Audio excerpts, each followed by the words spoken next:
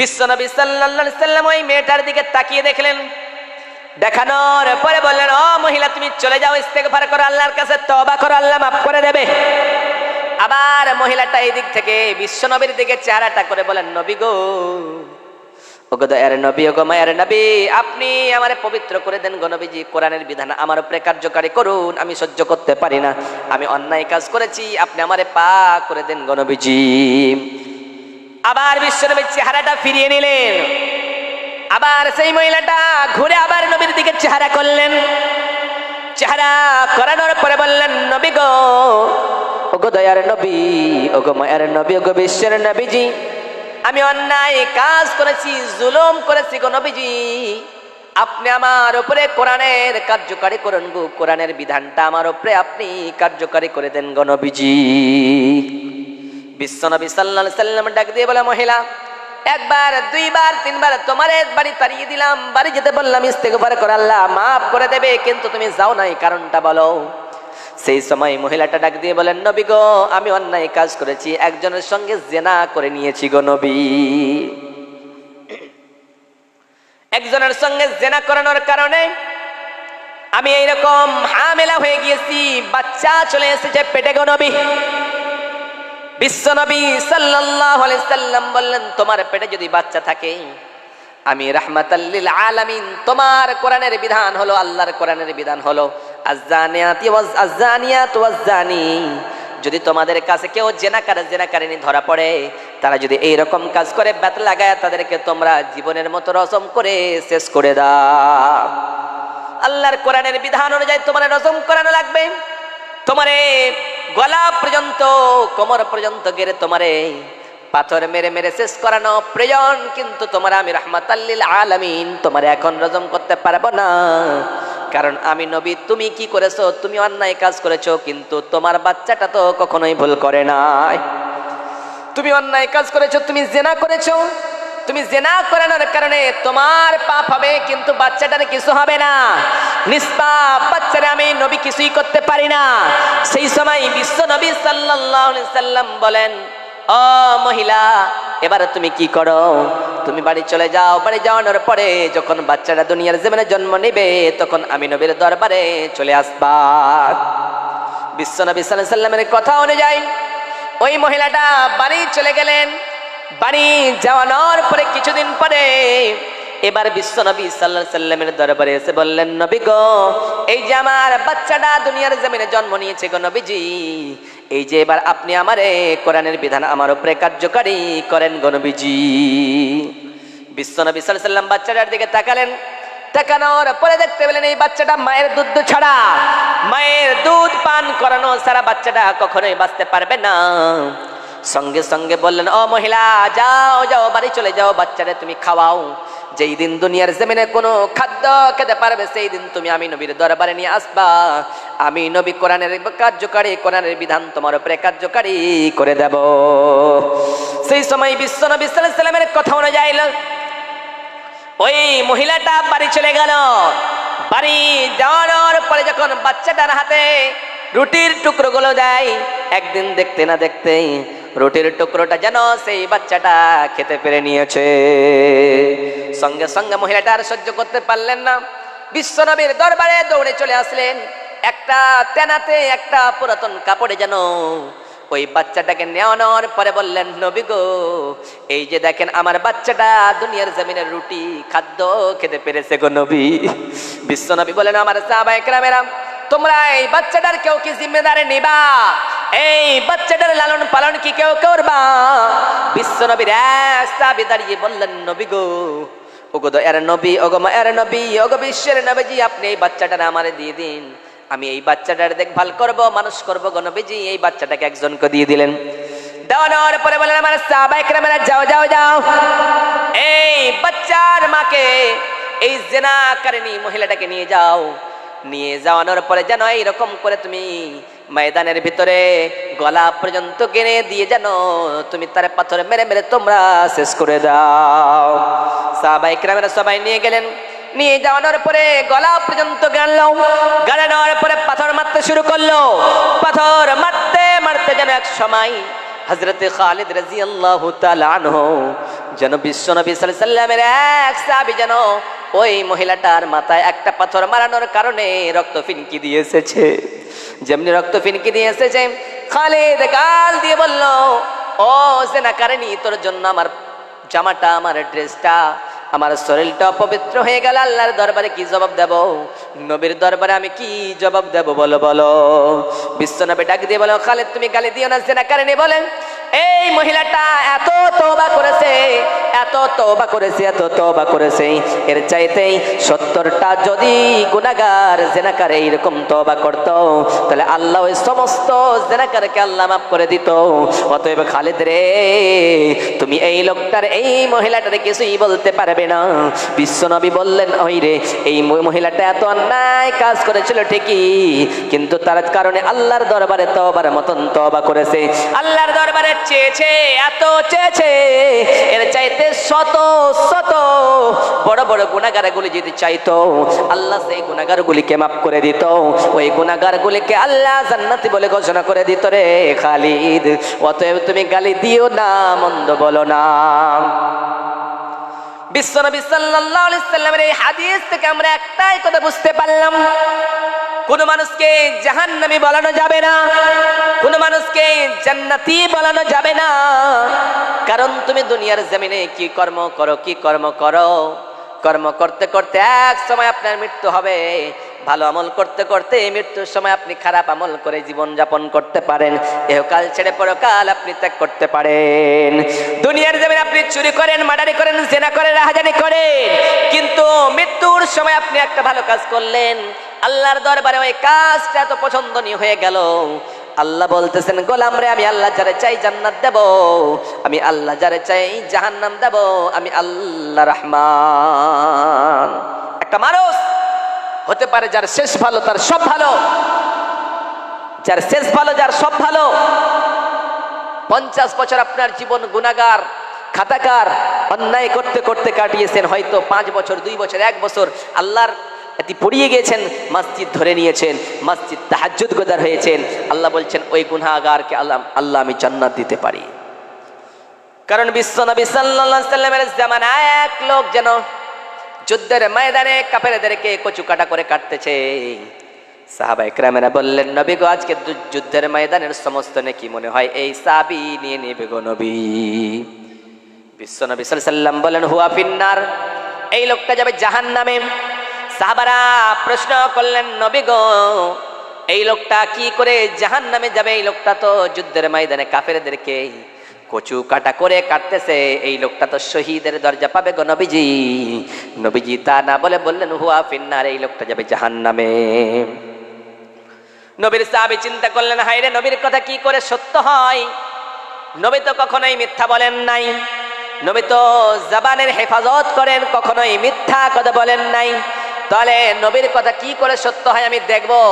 যুদ্ধের ময়দানে কাফেরদেরকে কচু কাটা করে সেই লোকটা কাটতেছিল, কিন্তু এক পর্যায়ে জানো সেই কাফেরদের ভিড়ে ওই লোকটা গেল। যেমনি যাওয়ানোর পরে নিজের তলোয়ারের আঘাত হাতে লাগলো, হাতে লাগানোর কারণে সহ্য করতে পারলো না।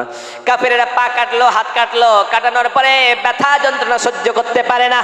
হায়রে, মৃত্যু কেন হয় না? এক সময় নিজের তলোয়ার খানা জমিনে গেড়ে দিল, গেড়ে দেওয়ানোর পরে নিজেই আত্মহত্যা করে মৃত্যুবরণ করলো। সেই সাহাবী বিশ্বনবীর কাছে এসে বললেন, নবী গো, আশহাদু আল্লা ইলাহা ইল্লাল্লাহ ওয়া আশহাদু আন্না মুহাম্মাদার রাসূলুল্লাহ।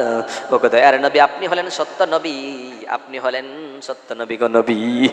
বিশ্বনবী সাল্লাল্লাহু আলাইহি সাল্লামকে বলেন, নবী গো, সত্যি বলেছেন, সেই লোকটা যুদ্ধের ময়দানে শহীদ হয় নাই, সেই লোকটা যুদ্ধের ময়দানে শাহাদাত বরণ করায় নাই না গো নবী, ওই লোকটা নিজে আত্মহত্যা করে মরেছে। তাহলে যার শেষ ভালো, যার সব ভালো তার। দুনিয়ার জমিনে আপনি যদি শেষ ভালোটা করতে পারেন, আল্লাহ হয়তো ওই শেষ ভালোর কারণে আল্লাহ আপনার জান্নাত দিয়ে দিতে পারে। আল্লাহ জান্নাত দিতে পারে আপনারে। তাহলে শেষ ভালো যার, সব ভালো তার। দুনিয়ার জমিনে আপনি কেমনই কর্মে করেন না কেন কেন, আল্লাহ সুবহানাহু ওয়া তাআলা চাইলে আপনাকে জান্নাতের মাকাম দিতে পারে। আল্লাহ আপনার সম্মান বৃদ্ধি করতে পারে, আল্লাহ আপনার সম্মান আপনার কমিয়ে দিতে পারে। ওই জন্যই বিশ্বনবী সাল্লাল্লাহু আলাইহি ওয়াসাল্লাম বলে, দুনিয়ার মানুষেরা রে, রব্বুল আলামিন বলেন, দুনিয়ার মানুষেরা রে, আমি আল্লাহ আদমের বানালাম সুন্দর করে। আদমকে বানানোর পরে আমি আল্লাহ বললাম ও ফেরেশতারা তোমরা কি করো? ওই আদমের সাজদা করো। সবাই সাজদা করলো, কিন্তু একটা সাজদা করলো না, তার নাম হলো ইবলিস।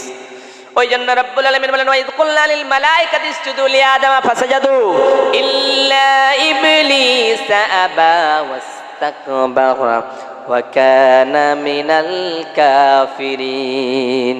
রব্বুল আলামিন বলে, দুনিয়ার মানুষেরা রে, যখন আমি আদমকে বানালাম, আদমকে বানানোর পরে সুন্দর করে আমি আল্লাহ আদমকে বানালাম, বানানোর পরে সম্মান স্বরূপ তারে আমি সাজদা করানোর জন্য বললাম। সবাই সাজদা করলো, কিন্তু একজন সাজদা করলো না, তার নাম হলো ইবলিস। যখন ইবলিস সাজদা করলো না, তার সারা জীবনের মতো আমি আল্লাহ শয়তান রূপে প্রেরিত করলাম। কিন্তু সম্মান যখন বাড়িয়ে দিলাম আদমের, তখন ইবলিস হিংসা করতে শুরু করলো। আল্লাহ বললেন, ও ইবলিস, কেন সাজদা করলি না? বলো বলো বলো, কেন সাজদা করলি না? তুই সাজদা করলে কি হয়ে যেত? ইবলিস বলতেছেন, আনা খায়রুম মিনহু খালাকতানি মিন নার ওয়া খালাকতাহু মিন নির। রব্বুল আলামিন, আমি তো আপনার সাজদা কম করি নাই, আপনার ইবাদত কম করি নাই রে আল্লাহ, কিন্তু আদমের সাজদা করতে পারবো না। কারণ হলো আদম মাটির তৈরি, আমি আগুনের তৈরি, অতএব মাটিকে আগুন কখনোই সাজদা করতে পারে না। সদা সর্বদা মাটি আগুনের সাজদা করবে, কিন্তু আমি আগুন মাটির সাজদা করতে পারবো না। আল্লাহ বললেন, শয়তান যা যা, আমার দরবার থেকে চিরজীবনের মতো বের হয়ে যা। যখন বের হয়ে গেল, শয়তান বললেন, রব্বুল আলামিন, আমি তো আপনার ইবাদত করেছি, কিন্তু ইবাদত করানোর কারণে আপনি তো আমাদের শয়তান বলে ঘোষণা করলেন, কিন্তু আমি একটা আপনার কাছে অপশনালি চাই। আপনি সারা দুনিয়ার ভিতরে এমন একটা অপশন আমারে দেন, দুনিয়ার জমিনে পাওয়ার দেন, ওই পাওয়ারগুলি দুনিয়ার জমিনে প্রয়োগ করব। শয়তান বললেন, রব্বুল আলামিন, দুনিয়ার জমিনে আপনি জান্নাত বেশি করে বানাবেন আর জাহান্নামগুলি বানাবেন, জাহান্নামগুলি আর বেশি করে বাড়িয়ে বাড়িয়ে বানান। আল্লাহ বললেন, ও ইবলিস, কেন কেন কেন আমি জাহান্নাম কেন বেশি করে বানাবো? ইবলিস বললেন, রব্বুল আলামিন, তোমার বান্দারদেরকে ওই জাহান্নামে দেওয়ার জন্য জাহান্নাম বেশি করে বানাও। কারণ তোমার বান্দারা যখন যাবে জলসা শোনানোর জন্য, আমি গানের কনসার্টে নিয়ে যাব। তোমার বান্দারা যখন তাহাজ্জুদের জন্য যাবে রাত্রে উঠে, তখন তাকে জেনার দিকে নিয়ে যাব। তোমার বান্দারা যখন যাবে নেক কামের দিকে, তখন আমি চুরের দিকে নিয়ে যাব। তোমার বান্দারা যখন জলসার কোনো ভালো কাজের জন্য যাবে, মাদ্রাসার খেদমতের জন্য যাবে, মাদ্রাসায় টাকা দান করানোর জন্য যাবে, তখন আমি ওই টাকাটা মন্দিরের কাজে লাগায়া দেব। সেই সময় সেই দিন রব্বুল আলামিন চ্যালেঞ্জ করেছিলেন, ও ইবলিস, সারা জীবন আজীবন তুই আমার বান্দাদেরকে ভুলিয়ে ভুলিয়ে ভুলিয়ে যেন তোর রাস্তায় নিয়ে যাবি, কিন্তু কোনো এক সময় রব্বানা রব্বানা রব্বানা বলে আমারে ডাক দেবে, আমি আল্লাহ সেই বান্দাকে মাফ করে জান্নাতি বানিয়ে দেব রে ইবলিস। সেদিন আদম আলাইহিস সালামকে সম্মান দিলেন, সম্মান দেওয়ানোর পরে সাজদা করতে বললেন। তাহলে আল্লাহ যারে চাই ইজ্জত দিতে পারে, ওয়া তুইজ্জু মান তাশা ওয়া তুযিল্লু মান তাশা বিয়াদিকাল খায়র ইন্নাকা আলা কুল্লি শাইইন কাদির। রব্বুল আলামিন বলে, দুনিয়ার মানুষেরা, আমি আল্লাহ যারে চাই ইজ্জত দিতে পারি, আমি আল্লাহ যারে চাই সম্মান দিতে পারি, আমি আল্লাহ যারে চাই বেইজ্জতি করতে পারি, আমি আল্লাহ যারে চাই দুনিয়ার জমিনে সম্মান যদি দিই, ইজ্জত দিই, সম্মান বাড়িয়ে দিই, মর্যাদা বাড়িয়ে দিই দুনিয়ার জমিনে। আমি আল্লাহ যদি কারো সম্মান বাড়াতে চাই, সারা পৃথিবীর মানুষ যদি তার পক্ষে লেগে যায়, তারপরে সম্মানটা কমাতে পারবে না। আর আমি আল্লাহ যদি কোনো মানুষের সম্মানকে নিচা করতে চাই, সারা পৃথিবীর মানুষ যদি লেগে যায়, তাহলে সম্মানটা বাড়াতে পারবে না। তুমি মাটির আদমকে প্রথমে সৃষ্টি করিয়া ঘোষণা করিয়া দিলে শ্রেষ্ঠ বলিয়া। তুমি মাটির আদমকে প্রথমে সৃষ্টি করিয়া ঘোষণা করিয়া দিলে শ্রেষ্ঠ বলিয়া। তাই তো নূরের ফেরেশতা করে আদমকে সাজদা, তাই তো নূরের ফেরেশতা করলো আদমকে সাজদা। সবার চেয়ে সম্মান দিলে মাটির আদমকে। আল্লাহ আল্লাহ তুমি জল্লে জালালু, শেষ করা তো যায় না গে তোমার গুণগান, শেষ করা তো যায় না গে তোমার গুণগান। আল্লাহর গুণগান গে কখনোই শেষ করানো যাবে না। আল্লাহ বলে, গোলাম তুই যত বড়ই পাপী হয়ে যাও না কেন, আমি আল্লাহ তোর সমস্ত পাপগুলিকে মাফ করবো, কিন্তু তোমরা আমার কাছে চাইতে পারো না রে গোলাম। কিন্তু তোমরা যদি চাওয়ার মতো চাও, তাহলে আমি আল্লাহ সব মাফ করে দেবো। ডাকার মতো ডাকলে খোদা কেমনে শোনে না, খোদা গো মোরা ডাকতে জানি না, খোদা গো মোরা ডাকতে জানি না। ডাকার মতো ডাকলে খোদা কেন শুনবে না, মওলা গো মোরা ডাকতে জানি না, ডাকতে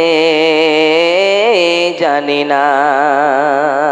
আল্লাহর কাছে ডাকার মতো আমরা যদি ডাকি, আল্লাহ সব মাফ করে দেবে। রব্বুল আলামিন বলে, দুনিয়ার মানুষেরা তোমাদের পাপ কত বড়, তোমাদের পাপ যদি হয় খালের বিলের পানির সমান, আমি আল্লাহর দয়া হলো সমুদ্রের পানির সমান। তোমাদের পাপ আর অন্যায়গুলি যদি হয় সমুদ্রের পানির সমান, আমি আল্লাহর দয়া হলো জমিনের সমান। তোমাদের পাপ আর অন্যায়গুলি যদি হয় জমিনের সমান, ঠিক ঠিক অবশ্যই অবশ্যই মা বোনেরা আছে কি? ঠিক। তাহলে তোমাদের পাপ যদি হয় আকাশের সমান, আমি আল্লাহর দয়া হলো জমিনের সমান। তোমাদের পাপ আর অন্যায়গুলি যদি হয় আকাশ আর জমিনের সমান, আমি আল্লাহর দয়া হলো পুরো পৃথিবীর সমান। তোমরা যদি আকাশ জমিন সুপরিমাণ পাপ লইয়া আমি আল্লাহর দরবারে আসো, আর ওই পাপের ভিতরে যদি শিরকিয়াতের গুনাহ না থাকে, আমি আল্লাহ তোমাদেরকে আকাশ জমিন সারা পৃথিবী দয়া নিয়ে গিয়ে তোমাদের মাফ করে তোমাদেরকে জান্নাতি বানায়া দেব রে গোলাম। ওই জন্য রব্বুল আলামিন বলে, আমি আল্লাহ যারে চাই ছেলে দিই, মেয়ে দেই না একটাও। আমি আল্লাহ যারে চাই মেয়ে দিয়ে একটা ছেলে দেই না। আমি আল্লাহ যারে চাই ছেলেও দিই আবার মেয়েও দিই। আবার আমি আল্লাহ যারে চাই ছেলেও দেই না মেয়েও দেই না, একেবারে শূন্য করে রেখে দিলে গোলাম। আমি আল্লাহ সব করতে পারি, কিন্তু আমার কাছে তোমরা চাওয়ার মতো চাইতে পারো না রে গোলাম। আজকে মা বোন, আমাদের সমাজের ভিতরে আপনার মেয়েটাকে, আপনার স্ত্রীকে আপনি বেহায়ার মতো রাস্তায়, বেলজ্জার মতো, নির্লজ্জের মতো রাস্তায় ছেড়েছেন। আপনার মেয়েটা, আপনার কন্যাটা আপনি একবারের জন্য দেখলেন, আপনি দায়ুস। আপনি কাল কিয়ামতের কোণে জবাব দিতে হবে। এ গোলাম, আল্লাহর বান্দা, আল্লাহর দরবারে আপনাকে আপনার মেয়ের ব্যাপারে, আপনার কন্যার ব্যাপারে, আপনার স্ত্রীর ব্যাপারে জবাব দিতে হবে। আল্লাহর কাছে ছাড় নেই। কারণ রব্বুল আলামিন বলেন, ইয়া আইয়ুহান নবী কুল লিআজওয়াজিকা ওয়া বানাতিকা ওয়া নিসাইল মুমিনিনা ইউদনিনা আলাইহিন্না। ও নবী, আপনি বলেন तमाम দুনিয়ার মানুষদেরকে, ও নবী, আপনি আপনার স্ত্রীদেরকে, আপনার কন্যাদেরকে, আপনার সমস্ত মুমিনা নারীদেরকে আপনি বলুন, তারা যাতে কখনোই নিজের কাপড়টা ছাড়া, ওড়না ছাড়া রাস্তায় তারা যেন বেহায়ার মতো কখনোই বের হয়ে যায় না গো নবী। আবার রব্বুল আলামিন বলে, দুনিয়ার মানুষেরা ওয়াকরনা ফি বুয়ুতিকুন্না ওয়ালা তাবাররাজনা তাবাররুজাল জাহিলিয়াতিল উলা। রব্বুল আলামিন বলে, দুনিয়ার মানুষেরা ওয়াকরনা ফি বুয়ুতিকুন্না, মহিলারা তোমরা বাড়িতেই থাকবা, তোমরা বাড়িতে থাকার বস্তু, তোমরা বাড়ির ভিতরেই থাকবা, তোমরা কসম কালেও বাড়ির বাইরে যাবা না। তোমাদের যদি কাজ মোতাবেক, তোমাদের প্রয়োজন মোতাবেক তোমাদের বাড়ির বাইরে যাওয়া প্রয়োজন লাগে, তাহলে তোমরা কি করবা? তোমরা তোমাদের মাথায় ওড়নাটা দিয়ে চলবা। তোমরা জাহিলিয়াতের নারীদের মতো, বর্বরতার নারীদের মতো, অজ্ঞতার যুগের নারীদের মতো তোমরা রাস্তায় ড্যাং ড্যাং করে কখনোই চলে যেও না রে মহিলার দল। কারণ তোমার চেহারা যদি কেউ দেখে নাই, একটা পুরুষ যদি তোমার চেহারা দেখে, তোমার সৌন্দর্যটা দেখে, তোমার গলাটা দেখে নাই, তোমার বুকটা দেখে নাই, তাহলে একটা ছেলে অনুভব করতে পারবে এই মেয়েটার ভিতরে কতটুকুন কোয়ালিটি রয়েছে, এই মেয়েটা কতটুকুন সুন্দর হতে পারে। এই কথাটা একটা ছেলের ভিতরে এতটুকুন কনফিডেন্স আছে, এতটুকুন আল্লাহ ক্ষমতা দিয়েছে। অতএব আল্লাহ বললেন, তোমরা পর্দা করো, পর্দা করো, পর্দা করো। তোমরা নির্লজ্জের মতো, বেহায়ার মতো রাস্তায় বের হয়ে যেও না। পর্বতার যুগের মতো, অজ্ঞতার যুগের মতো যদি রাস্তায় বের হয়ে যাও, কঠিন কিয়ামতের দিনে, মুসিবতের যেই দিন বন্ধু বন্ধুরে বলে পরিচয় দেবে না, যেই দিন ভাই ভাইকে বলে পরিচয় দেবে না, মা কন্যারে বলে পরিচয় দেবে না। ও বোন, তুমি যদি বিপদে পড়ে যাও, তোমার বাবা পাক্কা নামাজি ছিল, তোমার বাবারে গিয়ে বলবে, আমার বাবা, তুমি তো নামাজ পড়তা, তুমি তাহাজ্জুদ পড়তা, তুমি নেক আমল করতা, কিন্তু আমি তোমার মেয়ে আজকে বিপদে পড়ছি, জাহান্নামের আগুন জাহান্নামে ধরবে, আল্লাহ অর্ডার করে দিয়েছে জাহান্নামে যাবে। ও আব্বারে একটা নেকির জন্য জাহান্নামে চলে যাইতেছি, পরপুরুষকে আমি দেখাইছিলাম আমার অঙ্গ, যে এইরকম অঙ্গ দেখানোর কারণে, বেহায়ের মতো চালানোর কারণে জাহান্নামী বলে ঘোষণা হয়েছে, একটা নেকি দিয়ে, কিছু নেকি দিয়ে আমার জান্নাতে করে আয়া দিবে। সেই দিন বাপ বলবে, হায় রে মেয়ে, দুনিয়ার জমিনে বুঝাইছিলাম, আলে মোলামা চিৎকার করে বলেছিলে তোমরা পর্দা করো, কিন্তু মা বোন তোমরা বুঝতে পারো নাই। উত্তর দিনাজপুর থেকে একজন বক্তা চিৎকার করে বলেছিলেন, ও বোন রে, জাহান্নামের আগুন বড় কষ্টের আগুন, ওই আগুন সহ্য করতে পারবা না, পর্দায় থাকো। ওই আগুন কিন্তু দুনিয়ার আগুনের মতো নয়, ওই আগুন কিন্তু দুনিয়ার আগুনের মতো নয়। দুনিয়ার আগুনের চাইতে 69 গুণ তেজ বলা হবে জাহান্নামের আগুন, আর জাহান্নামের আগুনের চাইতে 69 গুণ তেজ কম বলা হলে দুনিয়ার জমিনের আগুন। ওই জন্য রব্বুল আলামিন বলেন, কুল্লামা নাদিজাত জুলুদুহুম বাদদালনাহুম জুলুদান গায়রাহা লিয়াদুকুল আযাব। রব্বুল আলামিন বলে, দুনিয়ার মানুষেরা রে, ও মহিলার দলেরা, তোমাদেরকে জাহান্নামের আগুনে পুড়িয়ে পুড়িয়ে তো তোমাদের চামড়াগুলি ঝলসে যাবে, তোমাদের চামড়াগুলি কয়লা হয়ে যাবে, আবার চামড়াগুলি সেটিং করিয়ে দেওয়া হবে, আবার চামড়াগুলি পুড়ে কয়লা হয়ে যাবে। আপনি মনে করবেন আমি মরে গেলাম, আমি শেষ হয়ে গেলাম, মনে হয় আমার মৃত্যু চলে আসলো, কিন্তু মৃত্যু আসবেন না।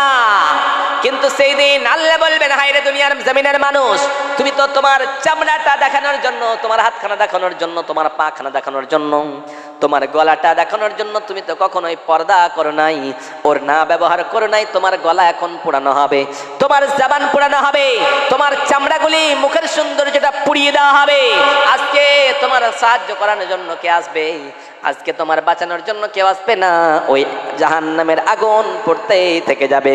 আল্লাহ বলবেন, জাহান্নামের আগুন স্বাদ কেমন লাগতেছে বলো।